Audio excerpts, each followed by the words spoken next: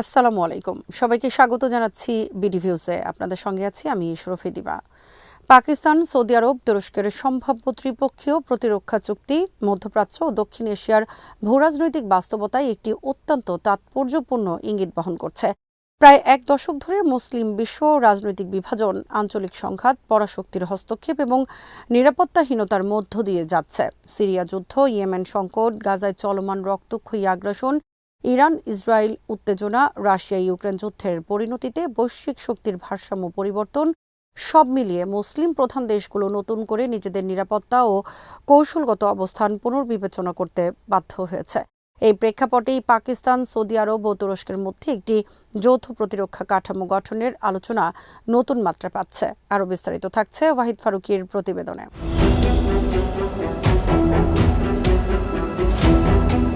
পাকিস্তানের প্রতিরক্ষা উৎপাদন মন্ত্রী রাজা হায়াত হারাজের বক্তব্য অনুযায়ী প্রায় 10 মাস ধরে এই তিন দেশের মধ্যে একটি খসড়া প্রতিরক্ষা চুক্তি নিয়ে আলোচনা চলছে এবং সেটি বর্তমানে পাইপলাইনে রয়েছে। তার বক্তব্যে স্পষ্ট যে এটি কেবল একটি তাৎক্ষণিক বা প্রতীকী উদ্যোগ নয়, বরং দীর্ঘ আলোচনার ফল এবং কৌশলগত গুরুত্ব সম্পন্ন একটি প্রক্রিয়া। যদিও তুরস্কের পররাষ্ট্রমন্ত্রী হাকান ফিদান আনুষ্ঠানিকভাবে এখনও কোনো চুক্তি স্বাক্ষরের কথা অস্বীকার করেছেন, তবু তিনি যে ভাষায় আঞ্চলিক নিরাপত্তা প্ল্যাটফর্ম, পারস্পরিক আস্থা এবং যৌথ সহযোগিতার প্রয়োজনীয়তার কথা বলেছেন, তা এই উদ্যোগের গভীরতা ও দীর্ঘমেয়াদী লক্ষ্যকে স্পষ্ট করে।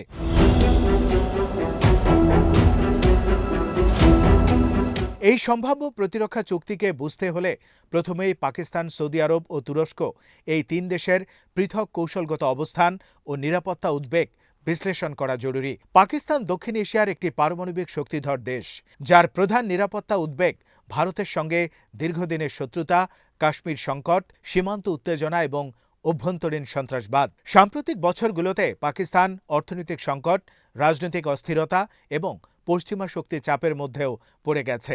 এই অবস্থায় পাকিস্তান এমন মিত্র খুঁজছে যারা কেবল কূটনৈতিক নয়, সামরিক ও প্রযুক্তিগত সহায়তাও দিতে পারে।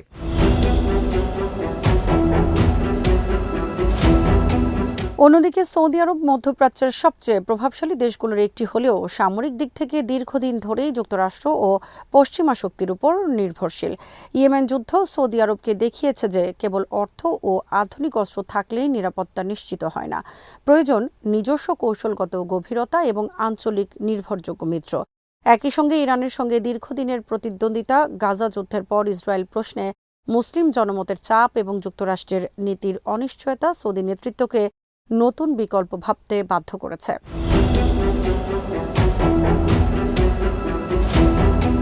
তুরস্ক আবার এক ভিন্ন বাস্তবতার মুখোমুখি। ন্যাটোর সদস্য হয়েও তুরস্ক সাম্প্রতিক বছরগুলোতে পশ্চিমা জোটের সঙ্গে দূরত্ব বাড়িয়েছে।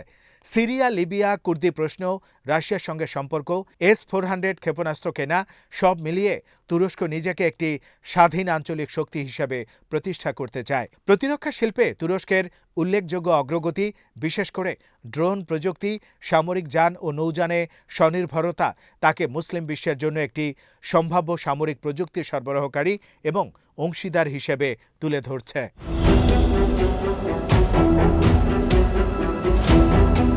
এই তিন দেশের স্বার্থ যখন এক বিন্দুতে মিলিত হয়, তখন একটি ত্রিপক্ষীয় প্রতিরক্ষা চুক্তির ধারণা বাস্তবসম্মত হয়ে ওঠে। পাকিস্তান তুরস্কের কাছ থেকে আধুনিক সামরিক প্রযুক্তি ও প্রশিক্ষণ পেতে পারে।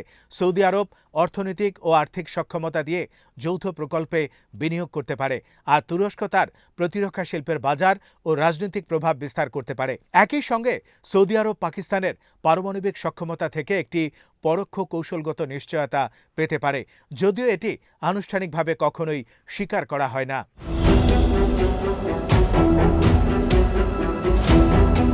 এই সম্ভাব্য চুক্তির আরেকটি গুরুত্বপূর্ণ দিক হল এটি মুসলিম বিশ্বের মধ্যে একটি বিকল্প নিরাপত্তা কাঠামোর ইঙ্গিত দেয়। দীর্ঘদিন ধরে মুসলিম প্রধান দেশগুলো নিরাপত্তার প্রশ্নে বাইরের শক্তির উপর নির্ভরশীল ছিল, যুক্তরাষ্ট্র, রাশিয়া বা ইউরোপীয় শক্তি।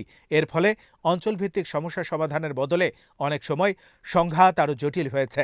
তুরস্কের পররাষ্ট্রমন্ত্রী বক্তব্যে যে বহিরাগত আধিপত্য ও অবিশ্বাস শব্দগুলো এসেছে, সেগুলো এই বাস্তবতারই প্রতিফলন। এই ত্রিপক্ষীয় প্রতিরক্ষা চুক্তি যদি বাস্তবায়িত হয়, তবে তা বৃহত্তর আঞ্চলিক সহযোগিতার একটি ভিত্তি তৈরি করতে পারে।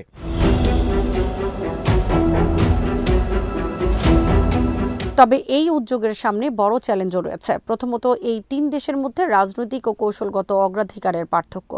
পাকিস্তানের মূল ফোকাস দক্ষিণ এশিয়া ও ভারত, সৌদি আরবের মূল উদ্বেগ ইরান ও মধ্যপ্রাচ্য, আর তুরস্কের দৃষ্টি সিরিয়া, পূর্ব ভূমধ্যসাগর ও ইউরোপমুখী।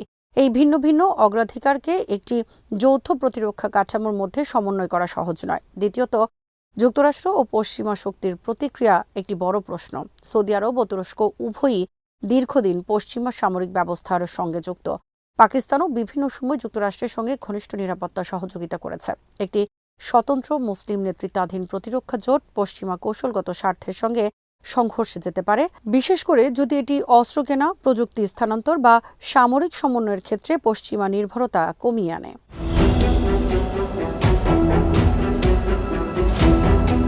তৃতীয়ত, আঞ্চলিক প্রতিক্রিয়া।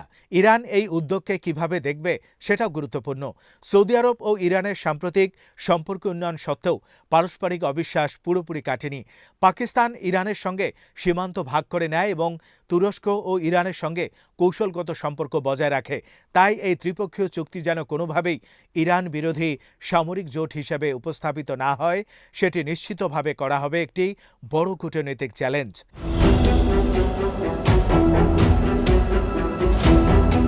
এই চুক্তির আরেকটি গুরুত্বপূর্ণ মাত্রা হল প্রতিরক্ষা শিল্প ও যৌথ উৎপাদন। পাকিস্তান ইতিমধ্যে JF-17 যুদ্ধবিমান সহ কিছু ক্ষেত্রে চীনের সঙ্গে যৌথ উৎপাদনের অভিজ্ঞতা অর্জন করেছে। তুরস্কের ড্রোন ও সামরিক প্রযুক্তির সাফল্য বিশ্বব্যাপী আলোচিত। সৌদি আরব তার ভিশন 2030-এর আওতায় প্রতিরক্ষা শিল্পে স্থানীয়করণ ও বিনিয়োগ বাড়াতে চায়। এই তিন দেশের যৌথ উদ্যোগ ভবিষ্যতে অস্ত্র উৎপাদন, প্রযুক্তি বিনিময় ও প্রশিক্ষণের ক্ষেত্রে একটি নতুন দিগন্ত খুলতে পারে।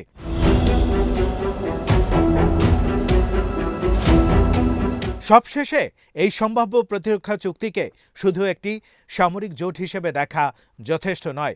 এটি আসলে মুসলিম বিশ্বের ভেতরে আত্মবিশ্বাস পুনর্গঠনের একটি প্রচেষ্টা, যেখানে আঞ্চলিক শক্তিগুলো নিজেদের নিরাপত্তা নিজেরাই নিশ্চিত করার পথে এগুতে চায়। যদিও এখনও আনুষ্ঠানিক চুক্তি স্বাক্ষর হয়নি এবং ভবিষ্যৎ অনিশ্চিত, তবুও এই আলোচনা এই পর্যায়ে প্রমাণ করে যে পাকিস্তান, সৌদি আরব ও তুরস্ক বিদ্যমান বৈশ্বিক ব্যবস্থার বাইরে গিয়ে নতুন কৌশলগত সম্ভাবনা অনুসন্ধান করছে। এই উদ্যোগ সফল হলে তা শুধু এই তিন দেশের নয়, বরং সমগ্র অঞ্চলের নিরাপত্তা ও রাজনীতিতে দীর্ঘমেয়াদী প্রভাব ফেলতে পারে।